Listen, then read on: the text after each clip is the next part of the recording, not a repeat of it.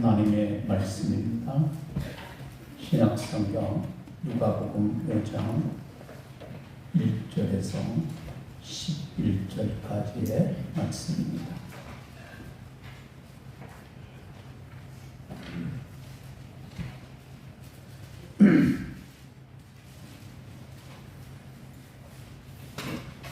무리가 몰려와서 하나님의 말씀을 들을새 예수는 게네사렛 호숫가에 서서 호숫가에 배 두 척이 있는 것을 보시니 어부들은 배에서 나와서 그물을 씻는지라.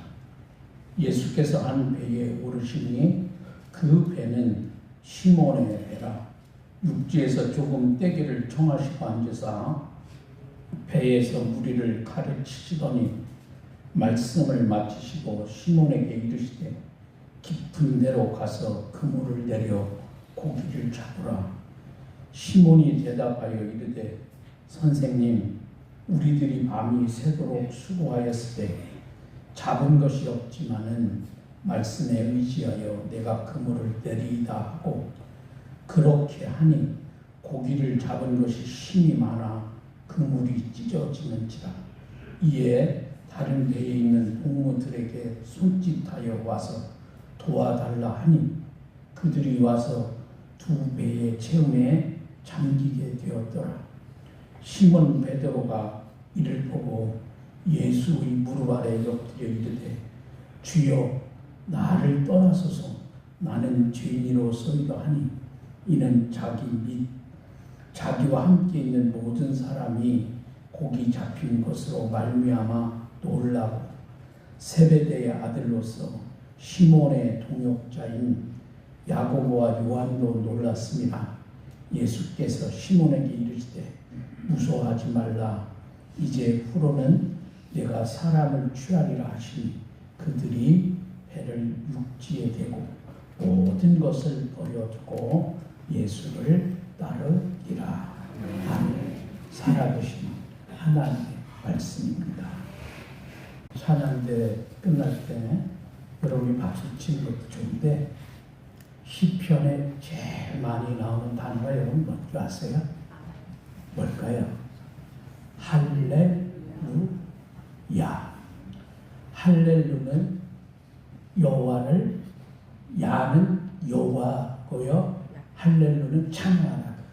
그러니까 여러분들이 박수 치면서 동시에 찬양대가 끝나면 찬양대가 찬양을 잘했다는 게 아니고 찬양대가 하는 역할은 찬양을 통해서 하나님의 말씀을 선포하는 거예요. 그렇기 때문에 여러분들이 동시에 같이 할렐루, 조금 띄워서 야 한번 해볼까요? 할렐루야. 그게 여러분 할렐루야 뜻이 정확히 여러분 아세요? 할렐루야가 뭐라고요? 여호와를 찬양하라, 그 뜻이에요. 여러분들이 그 뜻을 알고 하는 게 더 은혜롭겠죠. 그러니까 여러분들이 찬양대가 끝날 때 박수 쳐서 하나님께 영광을 돌리지만 입술로도 같이 여러분이 공유하면 훨씬 더 은혜롭겠다. 그렇죠. 여러분, 우리 인생은 누구와 만나느냐에 따라서 얼마든지 달라질 수 있습니다. 어떤 부모, 형제, 친구, 선생님, 배우자, 선배, 후배, 누구를 만나느냐 매우 중요합니다. 그런데요, 그보다 더 중요한 만남이 있습니다. 그것은 예수님과의 만남입니다. 역사상 수많은 사람이 예수님을 만남으로 그의 인생이 놀랍게 변화되었습니다. 그 일은 오늘도 여전히 우리들의 삶 가운데 나타납니다. 우리 자신도 마찬가지입니다. 우리가 인생을 살면서 좋은 사람을 만나는 것 대단히 중요합니다. 아무리 내가 좋은 사람들을 많이 만났다 할지라도 여러분이 예수님을 만나지 못하면 소용이 없습니다. 예수님과의 만남, 이것이 우리 인생에서 가장 위대한 만남이라고 하는 사실입니다. 그런데 우리가 예수님을 만나되 어떻게 만나느냐입니다. 우리는 하루에도 수많은 사람을 만나고 스쳐 지나갑니다. 그런 만남은 형식적이고 일시적이고 표면적입니다. 쉽게 말씀을 드리면 건성적으로 만나는 거예요. 이것은 진정한 의미에서 만남이라고 할 수도 없습니다. 우리 인생에 특별한 영향이 없습니다. 아무런 변화도 일으키지를 않습니다. 우리가 인격적으로 깊이 만나는 사람만이 우리 인생에 영향을 끼치고 변화를 줄 수 있습니다. 여러분, 예수님과의 만남도 마찬가지입니다. 많은 사람들이 예수님에 관하여 듣습니다. 교회에 출석합니다. 그리고 우리들이 신앙 고백까지 합니다. 그러나 그 만남이 진정한 만남, 생생한 만남이 되어야 합니다. 그래야 예수님이 우리 인생에 변화를 일으켜 주십니다. 죽을 인생이 영생하는 인생으로, 저주의 인생이 축복의 인생으로, 실패의 인생이 승리의 인생으로, 어둠의 인생이 빛의 인생으로, 무의미한 인생이 의미 있는 인생으로, 무가치한 인생이 가치 있는 인생으로 변화됩니다. 베드로가 밤새도록 고기잡이를 했습니다. 그러나 그는 그날 밤 실패했습니다. 여러분, 실패한 베드로의 마음이 얼마나 허탈했겠습니까? 그런데 바로 그런 상황에서 베드로가 예수님을 뜨겁게 만났습니다. 여러분, 고난은 우리에게 힘겨운 것이기는 하지만 영적으로 보면 우리에게 큰 유익이 있습니다. 고난은 우리를 겸손하게 만듭니다. 인간이 잘 나갈 때는 교만해지기가 쉽습니다. 눈에 보이는 게 없어요. 예수님이 잘 보이지 않습니다. 그런데 고난 중에는 예수님을 봅니다. 예수님을 바라봅니다. 사실은 예수님은 언제나 늘 가까이 우리 곁에 계셨습니다. 그런데 형통할 때는 잘 우리가 보지를 못했던 것입니다.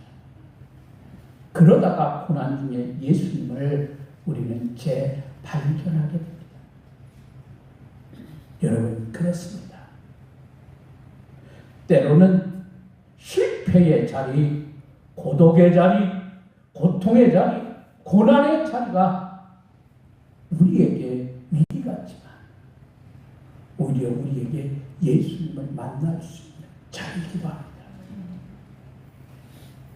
여러분, 위기라고 하는 말이 참 재미있습니다. 위험하지만 기회라고 하는 말입니다. 영어에서 위기를 크라이스라고 하는 단어를 사용합니다.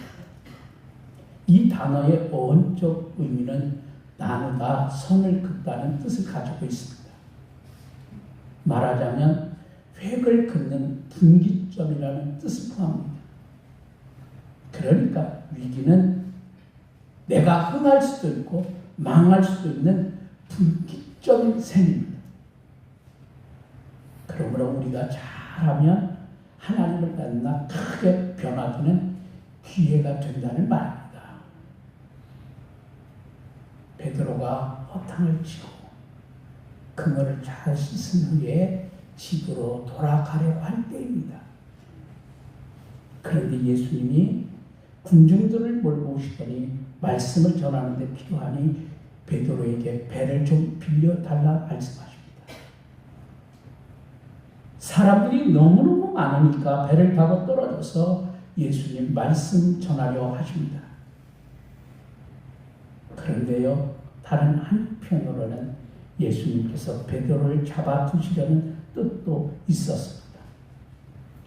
그는 예수님을 예전에 본 적도 있어서 거절하지 못하고 예수님께 배를 제공합니다. 이렇게 되니까 베드로가 꼼짝없이 앉아서 예수님의 말씀을 듣게 됩니다. 그러다가 베드로가 은혜를 받았습니다. 여러분, 그렇지 않았다면 이제 말씀을 마치고 돌아가려는 베드로에게 예수님께서 깊은 데로 가서 그물을 내리라는 명령을 어떻게 여러분 따를 수 있었겠습니까? 오히려 베드로가 더럽 화를 내면서 예수님, 무슨 말씀입니까?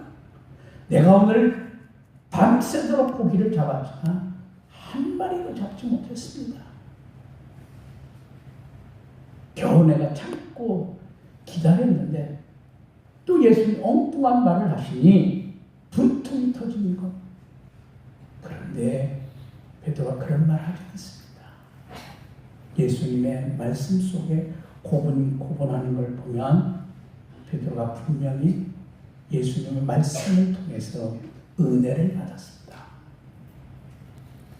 우리는 말씀의 자리에서 우리가 예수님을 만날 수 있습니다. 베드로는 말씀을 듣다가 예수님을 새롭게 만나기 시작합니다. 여러분, 로마서 10장 17절입니다. 그러므로 믿음은 들음에서 나며 들음은 그리스도의 말씀으로 말미암았느니라. 아멘. 말씀을 들으면 예수님을 만나고 믿음이 생깁니다. 히브리서 4장 12절 하나님의 말씀은 살았고 운동력이 있어 좌우에 날선 어떤 검보다 예리하다. 혼과 영과 및 관절과 골수를 찔러 쪼개기까지 하며 또 마음의 생각과 뜻을 감찰하시나니 하나님의 말씀입니다. 여러분, 엘리야를 보십시오. 그는 갈멜산에서 큰 역사를 일으켰습니다. 그런데 아합 왕의 부인 이세벨이 이를 가르며 엘리야를 죽이겠다고 말하자 온 백성은 도망칩니다. 한참을 도망가서 로뎀나무 아래에서 낙심천만한 모습으로 엘리야가 죽게 됩니다. 그때에 하나님께서 천사를 보내 떡과 물을 주시고 잠을 푹 재우십니다. 그 후에 육신의 힘을 얻은 엘리야가 호렙산으로 달려갑니다. 거기서 하나님의 세미한 음성으로 나타나십니다. 그때 엘리야는 하나님을 새롭게 만났습니다. 말씀의 자리에서 새 힘을 얻은 그는 남은 생의 사명을 잘 완수합니다. 스위스의 정신과 의사며 20세기 최고의 심리학자인 칼 융이라고 하는 사람의 이야기입니다. 그의 명성을 듣고 미국의 백만장자가 비행기를 타고 찾아왔습니다. 그는 불면증에 시달리며 온몸이 아픈 사람입니다. 그런데 융은 특별한 치료도 해주지 않은 채 소개장을 하나 써주면서 한 수도 원장을 찾아가라 말합니다. 그래서 그는 모스크바 근교의 수도 원장을 찾아갑니다. 수도 원장은 시키는 대로 하겠느냐 확인하더니 하루 동안 주기도문을 300번 외우라고 합니다. 황당했지만은 별 수 없이 그가 따릅니다. 그 다음 날에는 300번 더하기 300번, 600번을 외우라고 합니다. 막 하루에 300번씩 보태져서 드디어 그가 6,000번 외우는 날입니다. 막 주기도문을 외우려고 하는데 몸속에서 이상한 힘이 느껴졌습니다. 불면증이 싹 사라지고 온몸이 아픈 것도 사라졌습니다. 여러분, 말씀의 자리에서 하나님을 여러분이 만나면 이런 기적도 얼마든지 가능하다는 것을 여러분 믿으시기를 바랍니다. 예수님이 말씀을 마실 때에 베드로에게 명령하십니다. 4절에 보세요. 깊은 데로 가서 그물을 내려 고기를 잡으라. 그런데 놀랍게도 베드로가 순종합니다. 자기의 지식과 경험으로 보면 도무지 말도 안 되는데 말입니다. 5절입니다. 선생님이요, 우리들이 밤이 맞도록 수고를 하였을 때 얻은 것이 없지만은 말씀에 의해 내가 그물을 내리리이다. 여러분 6절에 보면 그 결과를 이야기합니다. 순종하자 놀라운 일이 벌어졌습니다. 6절 읽어보실까요? 그렇게 고기를 잡은 것이 심한 그물이 찢어지는지라. 자, 여기 보세요. 그렇게 하는 무슨 말이에요? 어떻게 했다는 거예요? 그렇게 하니 순종했더니 여러분 이런 뜻 아닙니까? 그렇게 했더니 예수님의 말씀이 자식의 지식과 경험에 맞지 않지만 예수님이 말씀하신 대로 그렇게 했더니 결과는 어떻게 한 마리 고기 잡지 못해 밤새도록 그물 내려 한 마리 고기 잡지 못했던 베드로 단 한 번에 그물이 찢어질 만큼 고기를 잡는 은혜를 입었다는 거예요. 순종은 말씀의 임상 시험과 같습니다. 여러분, 말씀은 진리입니다. 능력입니다. 우리가 말씀을 듣는 것 중요합니다. 그것만으로 하나님을 만나고 큰 체험을 할 수 있습니다. 그러나 순종할 때 진리가 드러나고 능력이 드러납니다. 그런데 말씀을 자주 들으면서도 삶의 현장에서 순종하지 않으면 형식적인 하나님의 역사가 중지되기가 쉽습니다. 심지어는 여러분 부작용까지 생길 수도 있습니다. 이런 이야기가 있습니다. 미국의 선교사 한 분이 아프리카에서 선교 활동을 하다가 식인종들에게 붙잡혔습니다. 이제 마지막이다. 이렇게 생각했지요. 그는 추장 앞으로 끌려갔습니다. 그런데 추장 앞에서 고개를 들고 보니 이 추장 어디서 많이 본 것 같은 사람입니다. 기억을 더듬어 보니까 신학교에서 잠시 함께 공부했던 아프리카 학생이었습니다. 너무 반가워서 추장에게 이야기했더니 추장도 알아봅니다. 이제 살았구나 싶어서 슬쩍 울었습니다.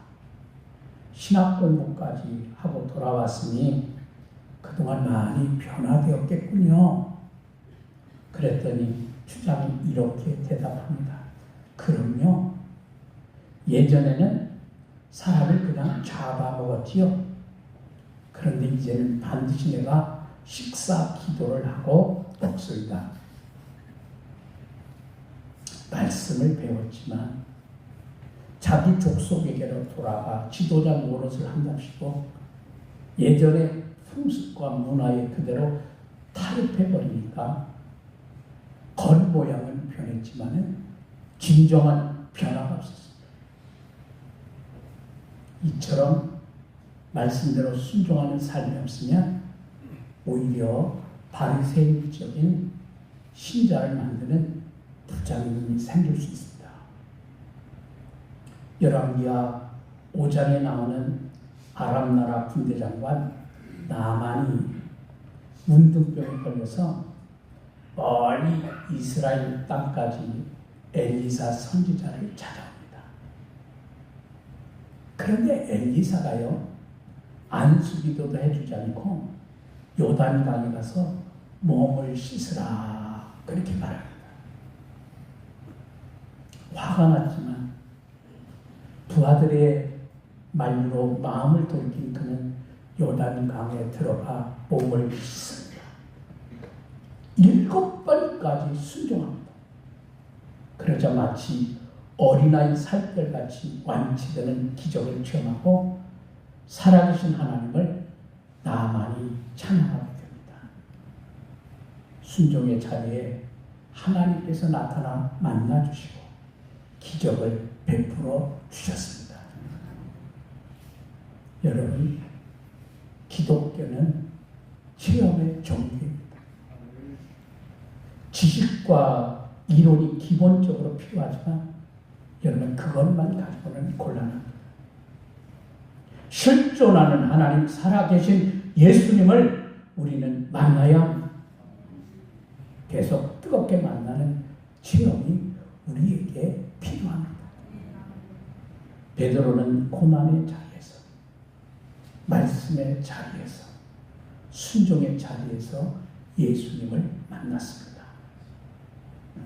우리도 그런 만남을 날마다 가질 수 있기를 바랍니다. 그래서 여러분 베드로가 변화된 것처럼 변화되고 실패의 인생이 아니라 여러분은 승리의 인생, 어둠의 인생이 아니라 빛의 인생, 저주의 인생이 아니라 축복의 인생 되기를 진심으로 원합니다. 하나님은 여러분을 사랑하십니다. 기도하겠습니다. 우리가 이 세상을 살면서 누구를 만나느냐 하는 것은 너무나 중요합니다. 좋은 부모를 만나고 선생님을 만나고 친구를 만나고 이웃을 만나고 선배와 후배를 만나야 됩니다. 그러나 그것보다도 더 중요한 만남은 오늘 성경은 우리는 예수님을 만나야 합니다. 베드로가 밤이 맞도록 그물질을 했으나 한 마리의 고기도 잡지 못한 실패의 밤, 허탈한 밤, 고난의 밤, 고독의 밤. 그러나 그곳에 주님은 찾아오셨고 주님을 만나 말씀을 들어 은혜를 받았고 순종하여 그때에 하나님의 놀라운 은혜를 체험하고 변화되는 인생이 되었고 은혜의 인생이 된 것을 오늘 성경은 우리에게 말씀하십니다. 우리는 말씀의 자리를 지키고 진리의 자리를 지켜 주님과의 만남을 통해서 더 큰 내 인생을 바라볼 줄 아는 믿음이 깊은 귀한 성도들, 저주의 인생이 아니라 축복의 인생, 어둠의 인생이 아니라 빛의 인생으로 살아가기 부족함 없는 우리 사랑하는 모든 성도들의 삶의 자리가 되게 하옵소서.